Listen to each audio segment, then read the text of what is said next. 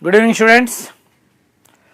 So we have thoroughly done Bohr's model, hydrogen spectrum, and as we discussed the earlier class, we are now switching over to altogether a different approach towards an atom.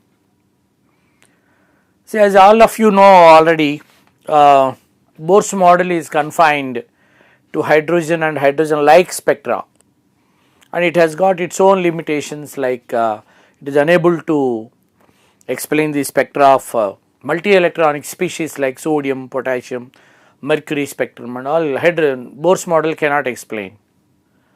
So in this sense, Bohr's model, we can't say it is ruled out, you can say it has got its own limitations. Keeping it aside, we have got a very big story going ahead. You require a lot of mathematical knowledge. You need to understand the sayings of different Nobel laureates. No need to worry, we don't do anything, but we should only understand what they have done. If we succeed there, that itself will bring you to a new plane in quantum mechanics, atomic structure. So far what we have approached is just a classical approach. Now hereafter, whatever we are going to deal with is totally imaginary, hypothetical and mathematical approach, searching for a black cat in a dark room which may not be there. As per the new approach. In this new approach, actually electron is no more treated as a particle. In Bohr's model, we have taken electron as a particle, light also as a particle. Electron jumps from one state to other state in the form of a particle, and some energy is released in the form of particle, which forms a spectral line. But hereafter, there is a new version, a new approach, which will be very peculiar and yet very worthy. One has to progress a lot. If you are interested in science, one can progress in this kind of atomic approach in your higher studies, if you are at all interested in such approaches. This is purely a mathematical approach rather, with certain assumptions, with some experimental evidences. Excuse me. Now, as a first gate to open is the wave nature of electron. You can say dual nature of electron proposed by De-Broglie. So with that concept we will start our lecture today.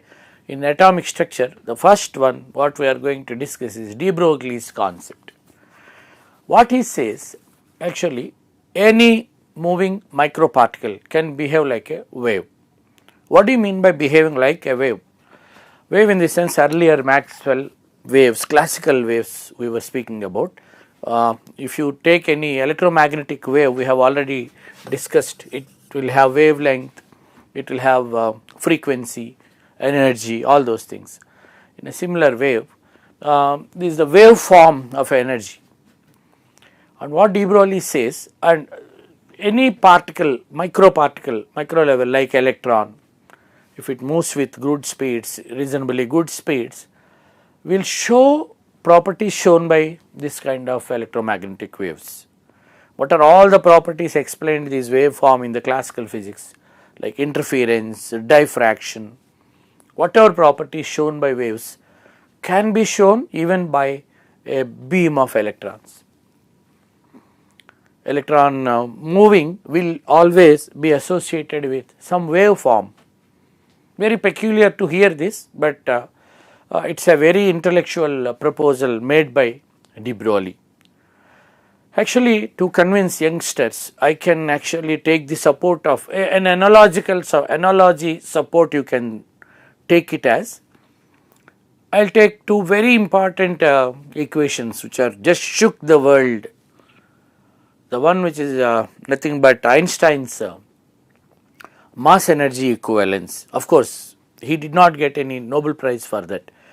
Einstein was a Nobel laureate for the photoelectric effect. He proved that light is in the form of photons. But there is yet another very popular theory of Albert Einstein, this mass energy equivalence from his special theory of relativity. In his own words, what we should understand, there is what Einstein says, and mass and energy are the manifestations of the same thing.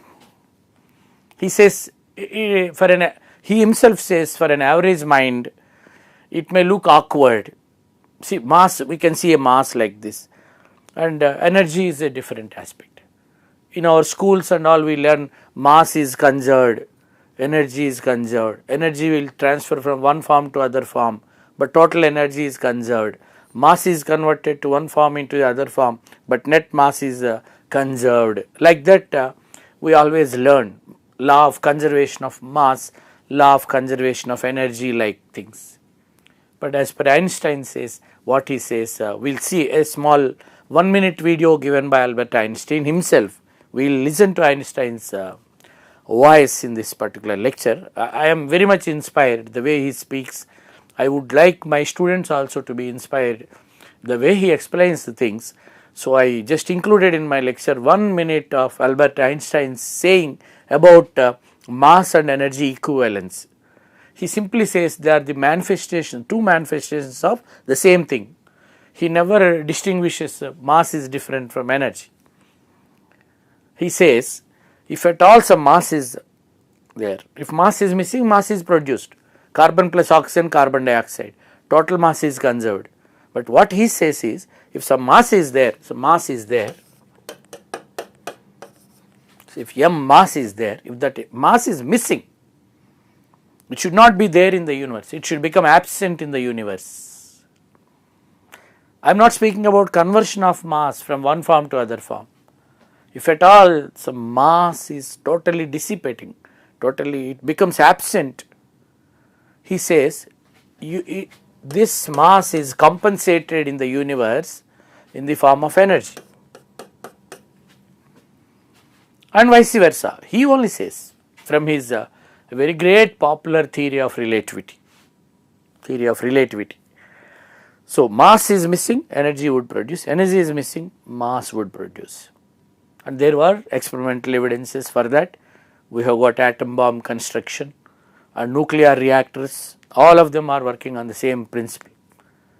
So Einstein's mass energy equivalence is E is equal to mc square.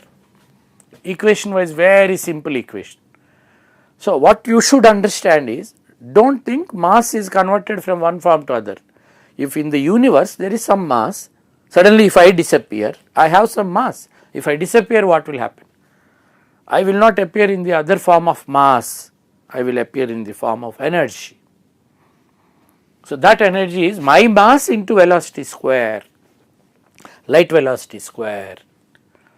Suppose suddenly 1 gram of some substance is missing in the universe, absent, the mass is absent. So 1 gram, velocity of light 3 into 10 power 10 centimeters per second square. So 9 into 10 power 20 ergs energy generated. In case some mass is missing, energy is generated, this many ergs.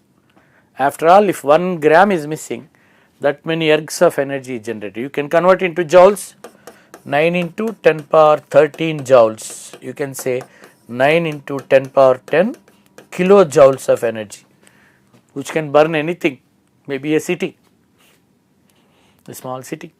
1 gram of any substance is missing. Anyhow, we will appreciate all this later in nuclear chemistry. I am a bit excited. So what we say, I can take a small analogy, like we have got Max Planck, another popular expression. What is that? We have been dealing with this so far. Energy of a photon. What is photon? Energy particle, electromagnetic wave particle. And take a photon. So this energy has a vice versa relation with mass. Might be some mass disappeared in the universe to produce this photon. Some corresponding mass must be disappearing to produce this photon. So why can't I say some corresponding mass be there which disappeared to produce this photon? So what can I do now? The disappeared mass would produce this much energy, that is nothing but this photon's energy. So whenever I take a photon is a light particle with some energy associated with energy, and that energy is an outcome of some dissipated mass as per Einstein's expression. So now why can't I equalize these two energies? Because that is the energy generated due to missing mass, and that energy is photon's mass. Just an analogy before I really go into what De-Broglie said, right. So let me say then E is equal to mc square is the mass mass converted into energy, which is nothing but a photon generated, a photon, light photon. Now what can I say? I'll equalize these two. H nu is equal to mc square. Let us develop a logic for a photon first. So, and this photon has a relation h c by lambda. Nu is c by lambda. We know this is equal to mc into c. Now I can cancel out c. So some lambda is equal to h by mc. This equation may look so simple, but it stores a lot of physical meaning in it. What is this mc? It's actually nobody can move with velocity c except light. Nobody can move a velocity equal to that of light as per Einstein's theory of relativity. So we can call this mass into velocity. The velocity is light's velocity. So we assume this to be momentum of a photon, some mass into velocity. So we can call it momentum of a photon, and anyhow this lambda corresponds to velocity of light only. This lambda corresponds to that. So photons lambda. Whose lambda is this? Photon's lambda. What is the velocity of photon? C. So this lambda is equal to h by mc. You can say this is the wavelength of photon. This is momentum of photon. Momentum of photon. So this we got as an analogy which was generalized by the great De-Broglie as lambda is equal to h by momentum of any moving particle, microparticle moving. Any moving microparticle will show some wavelength, means will have some wave nature which possesses some momentum. This looks so simple, one h, one p, one lambda, but see the beauty of this expression. Momentum is possessed by a particle, wavelength is possessed by a wave, and you have got an is equal to symbol in between. What are you equalizing then? You are equalizing a particle behavior and a wave behavior, and you can say it is a duality, dual nature. A moving particle can have wave nature. A moving particle show wave properties. A moving tiny particle will have considerable wavelength. So it will have wave properties. It will show, it will imitate an electromagnetic wave properties like diffraction, interference. So whatever waves, classical waves, what we were thinking about in the beginning, Maxwell's. So a moving particle shows wave properties. So entire thing has now changed. You are thinking electron is moving around the nucleus in the form of a particle. Now suddenly De-Broglie said, no, it is not a particle, it has got dual nature. So we have to change our approach. You have to search for the black cat in a dark room from a different direction. Your Bohr's model, all these things may not work well. Now onwards we got to think of an electron moving in the form of a wave. It has got dual nature because other properties are also to be attended for. So, my dear children, be fascinated towards this kind of concepts. There are I am just in the beginning of the concept. Of course, our 11th class chapter is very limited,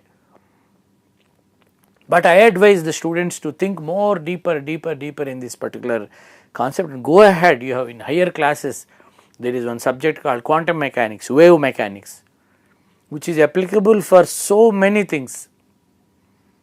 Classical mechanics cannot be applicable for micro things, but quantum mechanics is applicable for macro things. You can apply this to a cat running in a room also. We call it, Schrodinger cat.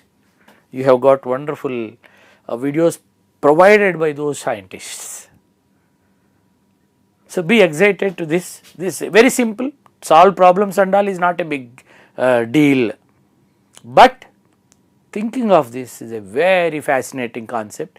A particle having wave nature. P stands for the momentum of a particle, mass into velocity of a particle.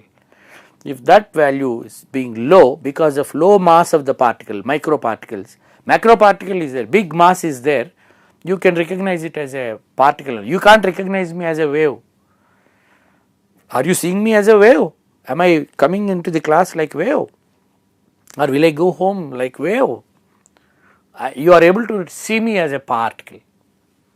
Why? Because my momentum is very big value, lambda will be very negligible. Lambda is negligible, you can recognize me as only a particle. If a moving particle has got a very micro particle moves with reasonably good velocity, the lambda will be reasonably good. So, that is recognized as a wave, and we have got experimental verifications, otherwise we will not believe. Why should we take De-Broglie granted? Why did you take Einstein's photoelectric effect? Why did you take Einstein's assumption as light travels in the form of particle? Because there is an experimental evidence in the form of photoelectric effect. My dear children, photoelectric effect provides an evidence for the particle nature of light. But here what we are discussing is altogether different. We are discussing about the wave nature of a particle, matter particle. Electron has mass, electron moves with some speed, electron has momentum. So, electron's momentum you keep here, h is Planck's constant, you will get lambda of electron. Lambda of electron. Electron is a wave or what? Yeah, it may be a wave. How do you say? We have got evidence.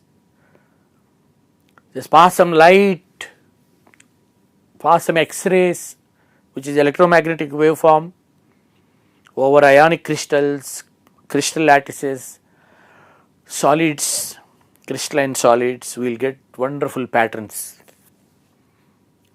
The outcome radiation gives beautiful patterns, and similar patterns are obtained from a stream of electrons passed over crystals. So, electrons are imitating X-rays. In some other condition they may imitate ultraviolet light.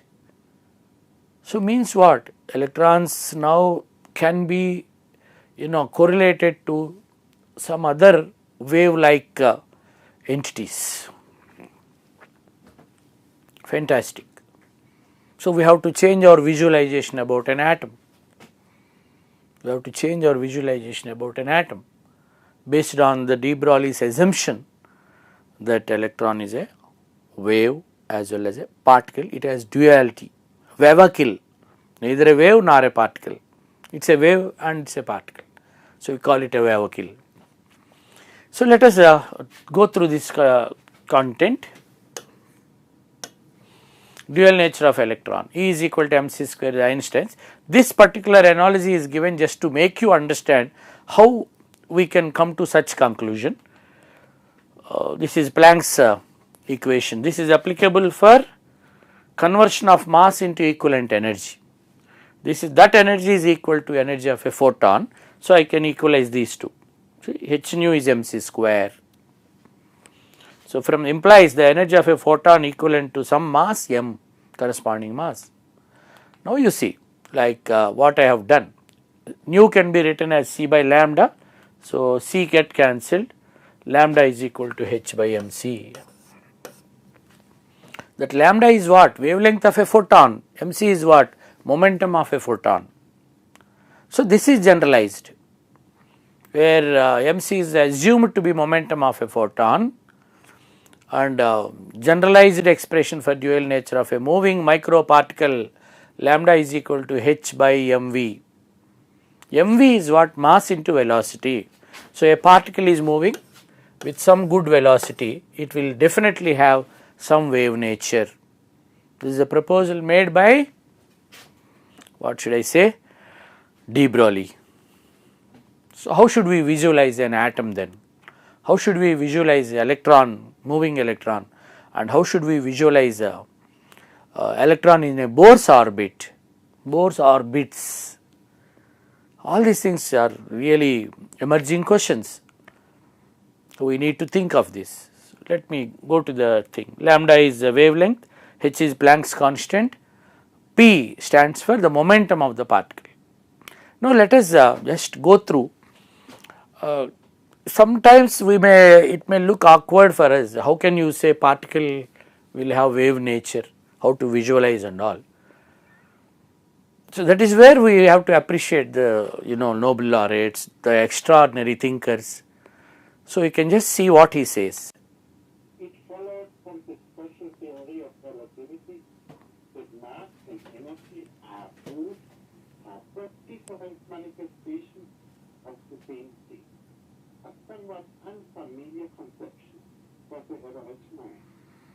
Furthermore, the equation E is equal mc squared, in which energy is put equal to mass multiplied with the square of the velocity of light, showed that very small amount of mass may be converted into a very large amount of energy, and vice versa. The mass and energy were in fact equivalent, according to the formula mentioned above. This was demonstrated by Cochran and Bolton in 1932 experiment. So, my dear children, what did you understand from what he said? Energy and mass are manifestations of the same thing. If some mass is missing, enormous energy is produced, and vice versa. He used the word vice versa. If you can read the subtitles, for an average mind, it may look simple. If you want, I will repeat the thing. Just go through the subtitles. It followed from the special theory of relativity that mass and energy are both different manifestations of the same thing. A somewhat unfamiliar conception for the average mind. Furthermore, the equation E is equal mc squared, in which energy is put equal to mass multiplied with the square of the velocity of light, showed that very small amount of mass may be converted into a very large amount of energy, and vice versa. The mass and energy were in fact equivalent, according to the formula mentioned above. This was demonstrated by Cochran and Bolton in 1932 experiment. So, what the word is really catchy. It may look abnormal, conventional. So, we can just go by this. So, hereafter take mass and energy are equivalent, and wave and particle, wave nature, particle nature are dual. So, all such things we will appreciate hereafter. So, what I would like to suggest, now we will try to understand and extend De-Broglie's concept a bit. So, lambda is equal to h by p. So, this is widely now acceptable, but is it true or not? Is there any experimental evidence for this? For an electron to behave like a wave, So, first we will calculate just innocently the energy, I mean wavelength of a moving electron. So, let us now calculate, for example, some velocity we will take for an electron, let me say 10 power 8 centimeters per second. I can take this because as long as I do not reach light velocity, I can take any velocity. 10 power 8 centimeters per second, electron is moving. So, what could be its wavelength?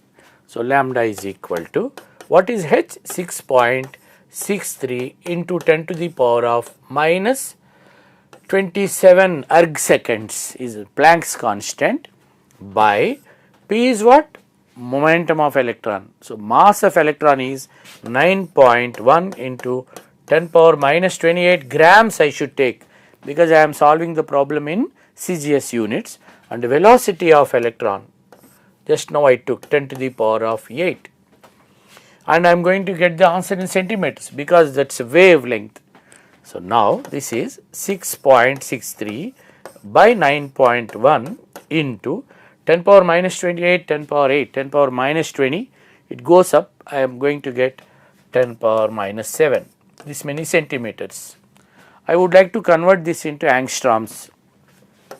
So, 6.63 into 9.1 into 10 power minus 7 by 10 power minus 8 angstroms. So, this gives me, this goes up 1066.3 by 9.1. So, almost I am going to get how many angstroms? Approximately 7 angstroms, approximate, not bad, 7 angstroms, you are somewhere in X-ray region. So, an electron moving with 10 power 8 centimeters will have some 7.7 angstroms of wavelength. So, it behaves like a wave with this much wavelength. So, appreciate like this, my dear students. Not only electron, you can go for proton, neutron, myself, you calculate wavelength. But one thing, this wave, electron wave or a matter wave, a matter assumed to be wave, will have some differences. Why some difference? Many differences from a normal electromagnetic wave. So, let us first appreciate those things, electromagnetic wave versus matter waves. Electromagnetic waves means normal classical waves we take, and matter waves. See, what is the difference between these two? Move with constant speed. See, whatever may be the electromagnetic wave, let it be X-ray, let it be gamma rays, visible light, yellow, violet, all these lights move with same speed, 3 into 10 power 10 centimeters per second. Whereas a matter wave, it can be an electron accelerated, it can be magnesium ion accelerated, it can be aluminum ion accelerated, it can be Hertz plus accelerated. Any accelerated matter possesses some wave nature. So, that acceleration need not be with a fixed velocity. Every particle is accelerated with some velocity based on the force applied. In case of charged bodies, voltage applied, Therefore, they need not move with, as a matter of fact, nothing can move with velocity of light as per Einstein's mass energy equivalence or theory of relativity. The second difference is the electromagnetic wave cannot cause any mechanical impact. What does it mean? Suppose I keep a table, on that table I will keep a paper. Now I will pass light on this, I will keep a torch and pass light, or my cell phone flashlight I will pass onto a light paper on a table. Will the paper move because of the light? X-rays I will pass, will the paper move? Gamma rays I will pass, the paper won't move, the rays will pass. So, they can't make any mechanical impact. Who? Electromagnetic radiations. Whereas matter wave, electron is fastly moving and hitting the paper, definitely there can be some mechanical impact on that particular tiny object. So, matter waves can cause mechanical impact. Third one is most important difference, very important difference. See, we have seen yellow light, light yellow light and bright yellow light, dull yellow light, bright yellow light. What is the difference? In classical approach, this is one light, this is another light. If you observe, both wavelengths are same. If this is X, this is also X. If wavelengths are same, they belong to same light. If the above one is yellow, below one is also yellow. But what is not same in both? This height is not same. This height is different, this height is different. What is this height called? Amplitude. The maximum displacement from the mean path of a wave motion is called the amplitude. Greater the amplitude, brighter the light. This is classical conclusion I am making. The square of this amplitude, we call this height as A. A square is a measure of, because this is positive A and this is negative A. You take A square, that tells the intensity of the radiation, how bright the light is. Of course, as per quantum theory, the more the bundling, more the bundling of a given frequency, brighter the light. That is according to quantum mechanics, quantum theory of Planck's quantum theory. Now, as per classical approach, A square represents what? Square of the amplitude represents intensity of the light. This is dull green, this is bright green, or this is dull yellow. Whether it is yellow or not is decided by lambda. It is bright or dull decided by the height. Amplitude square in case of electromagnetic waves. In case of light, it happens. Square of the amplitude represents intense, how intense the radiation is. But in case of matter wave, the square of the amplitude represents probability of finding a particle. Now, the entire game is played here. We are going to play the rest of the game on the basis of this important point. What is a matter wave? Matter wave is not electromagnetic wave. A particle, assume it to be a wave like your electron. It is assumed as a wave. For such wave, the amplitude is more. You take the square of the amplitude, that represents the probability of finding the particle in that particular region. How the particle may be found there, it may look awkward at this time of your learning, but it carries lot of intellectual meaning in the coming lectures. The square of the amplitude represents the probability of finding a particular particle over there. How probably we may find a particle over there. That we will learn in the coming up classes. Now, this is how we appreciate the differences between electromagnetic waves and matter waves. And now, we will switch over to a nice concept, De-Broglie's wavelength of a free electron. Just now I have made one calculation. In this particular visual, I took 2 into 10 power 6 centimeters per second, and h by lambda is equal to h by mv. So, this is lambda of electron. H value 6.63 into 10 power minus 27 erg seconds, mass of electron and velocity of electron. If you calculate this, you are going to get 364 angstroms. Good. That electron is almost having the wavelength like somewhere around ultraviolet to X-rays, somewhere in between. It is almost imitating like that. It has wavelength, considerable wavelength. If you find an electron moving with this much velocity, it will have a reasonably good wavelength. So, this is another mathematical evidence. See, this is a mathematical calculation. This De-Broglie told and we substituted, we got some value. Why should we believe it? Is there any experimental evidence for this? That also we should understand. So, we have got a beautiful experimental verification for the wave-like behavior of electron, Davison and Germer experiment as a proof of wave nature of electron. Davison and Germer. Actually, in solids we come across some crystals, sodium chloride crystal, cesium chloride crystal, zinc sulfide crystal, calcium fluoride, lithium oxide, diamond and carborundum, and you can go for barium nitride, silicon carbide, so many crystalline substances, quartz, sand is crystals. How to know their structures? So, there will be different planes of particles.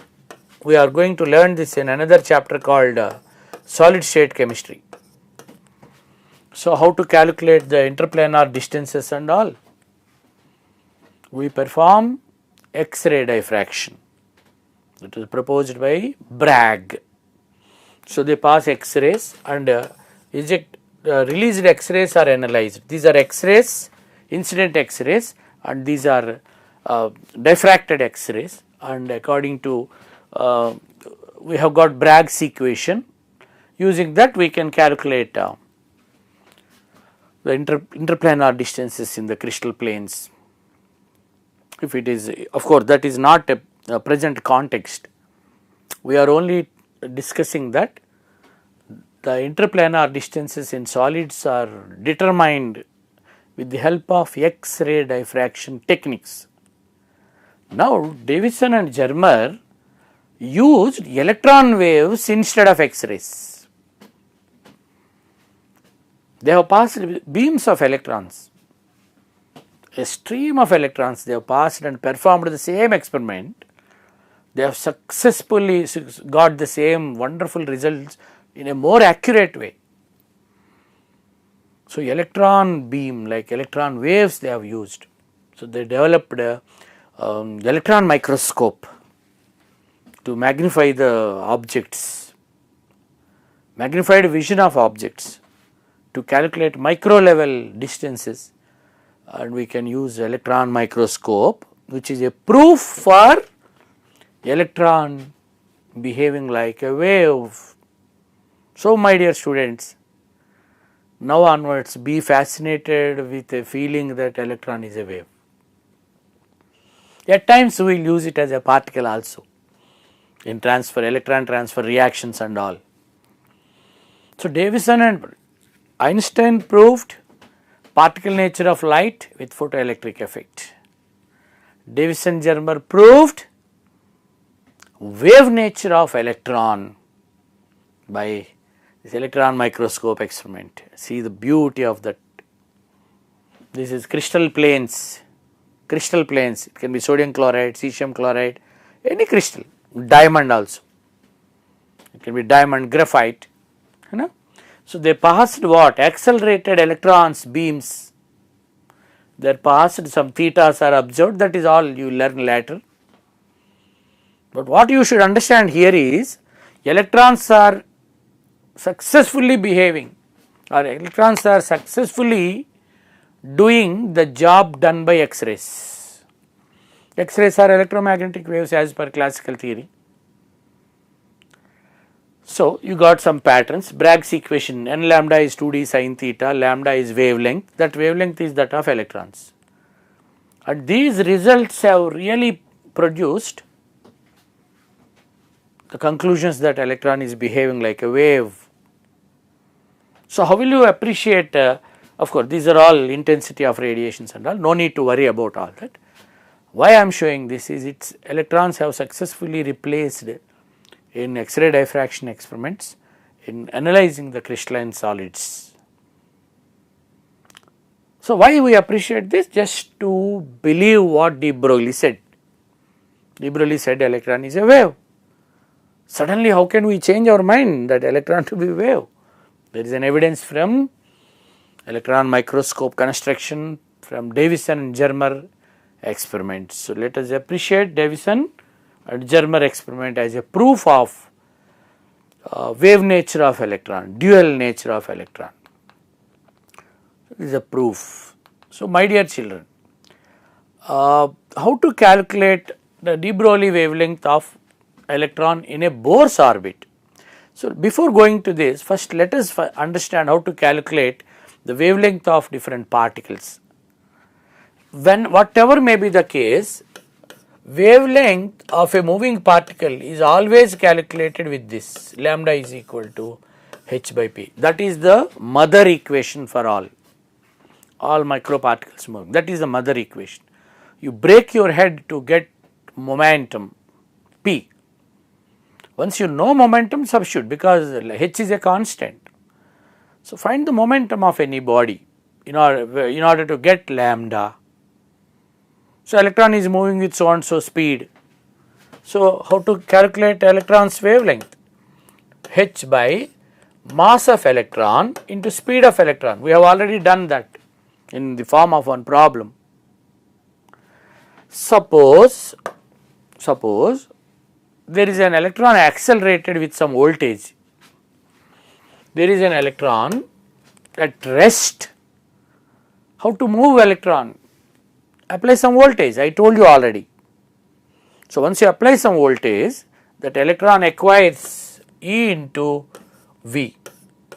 What is this E into V? V is voltage applied on the electron at rest, and this EV is nothing but the kinetic energy. Electron at rest is accelerated with the application of some voltage. Charge of electron into voltage gives you the kinetic energy of electron. But kinetic energy you should not apply here, you should keep momentum. You should keep momentum, not the kinetic energy. Once you know the kinetic energy of a body, how will you convert it into momentum? What do you mean by momentum? P. Momentum is equal to mass into velocity. Momentum means mass into velocity is momentum. Now, how momentum is related to kinetic energy? How to convert this into kinetic energy? How to convert this into kinetic energy? Half mv square is kinetic energy. So, I will do one thing, half mv square is kinetic energy. I will take this to the other side. What will I get? mv square is equal to 2 into kinetic energy. But mv square is not momentum, mv is momentum. So, I will do one thing, I will multiply both sides with m. So, m into this into m. So, what would I get?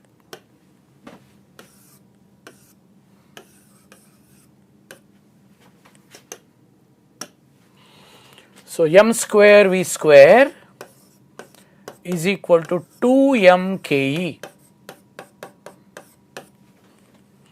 This is nothing but p square, because mv is momentum, p square is 2m ke. So, what is p then? What is p? Root of 2 into mass into kinetic energy. So, my dear students, whenever you want the momentum of a body, moving body, happily, if you know the kinetic energy, square root of 2 into mass of the body into kinetic energy. I expect you to be familiar with this expression. Momentum is given by root 2 into mass of the body into the kinetic energy of the body, if you know the kinetic energy. Now, I told you kinetic energy of a charged body will be what? The charge of the body into applied potential. So, this can be written as 2m ke, charge of the body into applied potential, 2m qv. In case of electron, that q will be what? Charge of electron. In case of magnesium ion, charge of magnesium ion, 2 electrons charge.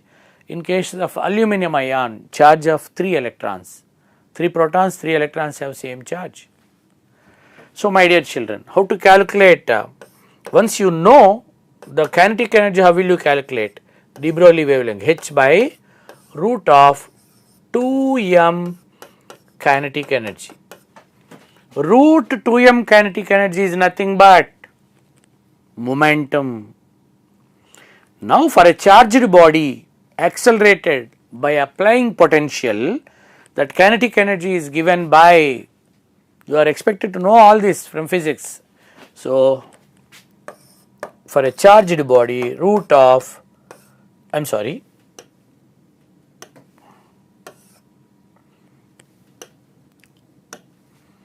h by root of 2 into m into charge of the body into charge of the particle into voltage applied, the potential applied.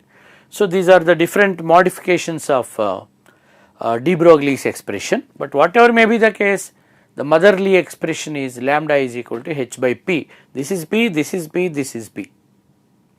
That is really fine, but all these formulae are good, applicable for any free electron kind of a thing.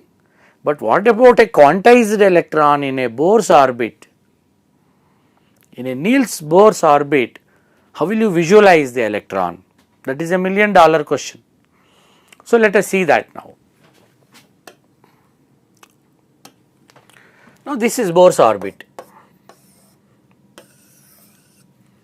a circular orbit, a circle. I can't draw the circle properly, or should I draw?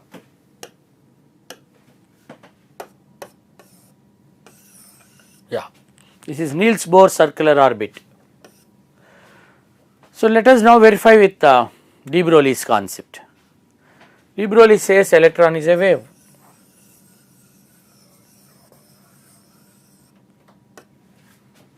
Like this. This is not correct visualization, because the space around the nucleus is, spherical space, 3-dimensional space. There is no say about electron wave. How will it go? I have drawn it like this. It may go like this as well, and behind and front. It looks so clumsy and complicated. A 3-dimensional wave around the nucleus. And let us now correlate De-Broglie and Bohr. Let us not rule out Bohr's concept of stability of an orbit. Within the orbit, electron is moving in the wave form. So let us respect that. So let us take two cases. Just observe this wave.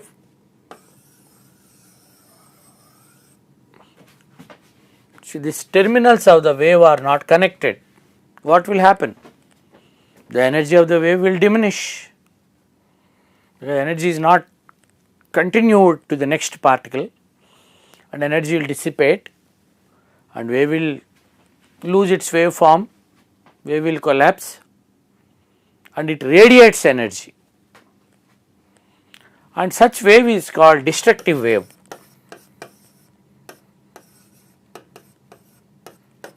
That is a destructive wave. And what is a constructive wave? See, the ends are met. In this case, there is no chance that energy is lost. In this case, there is no chance that energy is radiated out of the orbit. If the wave continues like this as a standing wave, the energy should keep on supplying the successive particles. The wave keeps on going like this around the nucleus, like this as well, in all directions. It is a 3-dimensional wave. And this is a constructive wave, non-radiating. It does not radiate any energy. And that is a true picture as per Bohr's orbit is concerned. As long as electron is in a Bohr's orbit, in a fixed orbit, it does not radiate energy. So, in this waveform only it can do like that.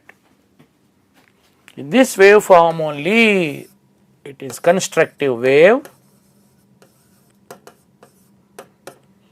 It is a constructive wave or in phase, this is out of phase. This is a radiating wave, that is non-radiating wave, which is true. In Bohr's model we have learnt as long as an electron is in orbit, it will not radiate any energy. So, this is the case, this is correct. This is wrong, because in this wave is radiating. In Bohr's orbit, electron does not radiate. So, electron must be existing as a standing constructive in phase non-radiating wave in a Bohr's orbit. Within the limits of Bohr's orbit, there is nothing like any orbit. After all, it is a place where electron can happily roam around the nucleus. So, that waveform continues around the nucleus, and the circumference must cover certain wavelengths, a whole number multiple of wavelengths, 2 waves, 3 waves, 1 wave, 10 waves, like, because it is a continuous wave. So, let me explain it in a different way. So, this is a waveform. See, if these are the peaks of the wave. If I connect this, I will get 1 lambda. If I connect these 2 peaks, I will get 1 more lambda. These peaks, 1 more lambda. These 2 peaks, 1 more lambda. These 2 peaks, 1 more lambda. So, the circumference only must be distributed with different lambdas, certain number of lambdas, if it is a constructive wave. So, I can now distribute the circumference 2 pi r into an integral multiple of lambdas of electron. Then only it is satisfied. Certain number of waves must exactly be distributed on the circumference of the orbit, and as a result certain number of waves will be definitely present. But now $1,000,000 question is, what is this number? How to decide how many waves are there? I have 5th orbit, Bohr's 5th orbit, I have Bohr's 1st orbit, I have Bohr's 2nd orbit. Question 1, how many waves will be there in an orbit? Second question, in every orbit will the wavelength of electron be same? Use your common sense. What is wavelength? De-Broglie wavelength, h by mv. Mass of electron is same, but is the velocity of electron same in all the waves? I mean all the orbits of Bohr. So, first conclusion is what? In every orbit, the de-Broglie wavelength of electron is not same, because the velocity is not same, the kinetic energy is not same. So, de-Broglie wavelength changes from orbit to orbit. First $1,000,000 question is what? In each orbit how many waves are there? In each orbit how many waves are there? First orbit how many waves? Second orbit how many waves? I do not know this number, n. It is only an integral multiple of lambda. What is that n for a given 2 pi r?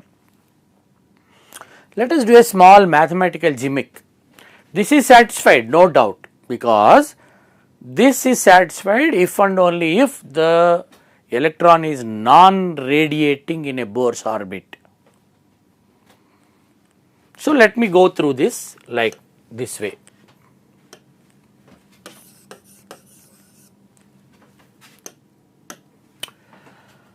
In place of lambda,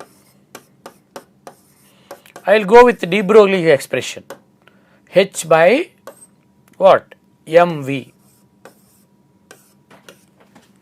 This is definitely correct, h by mv, lambda. Now, I will bring mv here, I will take 2 pi there. I will not touch this n, I will not touch that n, because I do not know what is that n is, and that is my question. So, mvr, I have brought mv this side, I have taken 2 pi there, n h by 2 pi.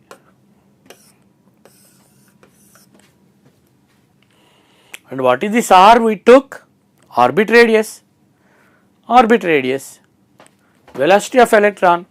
Velocity of electron. M is mass of electron. Angular momentum. Excuse me. Angular momentum of electron in Bohr's orbit. And Bohr's postulate is what? MVR is equal to NH by 2 pi. In that postulate, what is N? Principal quantum number. The number provided to the orbit. And if I innocently took this N and continued with that N only, finally I ended up with the principal quantum number of the orbit. Excellent. So from this, it is a Bohr's postulate. We started with De-Broglie's assumption, and in that you have got N. That N is nothing but this N. This N is nothing but the principal quantum number. So in the first orbit, the entire radius is covered by only one wavelength. In the second orbit, the entire circumference. The first orbit, the entire circumference is covered by only one wavelength of De-Broglie electron wave. The second orbit, 2 wavelengths, third orbit, 3 wavelengths, like that. So how many waves are there in a Bohr's orbit is given by the principal quantum number. Let me just visualize this like this. It is difficult to draw first and second. Suppose I have something like this. How many waves are you seeing there? How many wavelengths?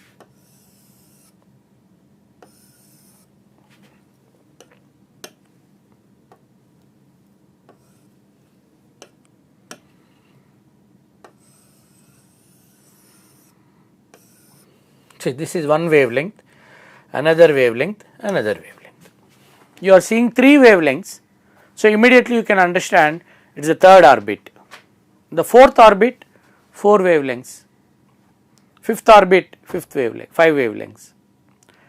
And my dear children, students, it's your imagination. You can visualize an atom in De-Broglie sets like this. Third orbit onwards, I will go like this. Next orbit, fourth orbit.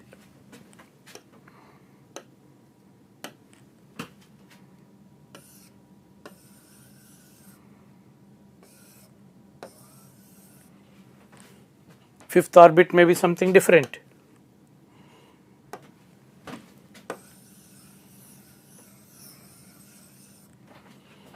Even number of wavelengths will increase, even wavelength will increase.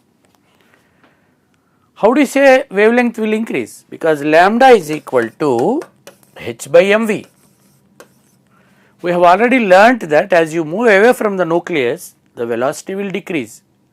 As the velocity decreases, lambda will increase. And as you are moving away from the nucleus in Bohr's orbits, the number of waves will increase, even wavelength also will increase. How to calculate the wavelength of an electron in De-Broglie's orbit, De-Broglie wavelength of an electron in a Bohr's orbit? That we will do. We have already done the free electron's wavelength, h by p, h by mv, h by root 2m ke, h by root 2m qv. We have used all those formulae for a free electron. Now in a Bohr's orbit, it is a quantized energized electron. So how to work out the wavelength of an electron and all? I do not feel like stopping the lecture, but there are time constraints. So my dear students, enjoy learning quantum mechanics. I am only just igniting the lamp here. It is you who should learn in your future so much understanding the big science quantum mechanics. We will go ahead in our next class. We will continue the same topic and we will appreciate some problems based on De-Broglie's concept. Thank you very much, and just keep listening different lectures on De-Broglie kind of things. So you will enjoy, read books. Have a good day. We will meet in the next lecture.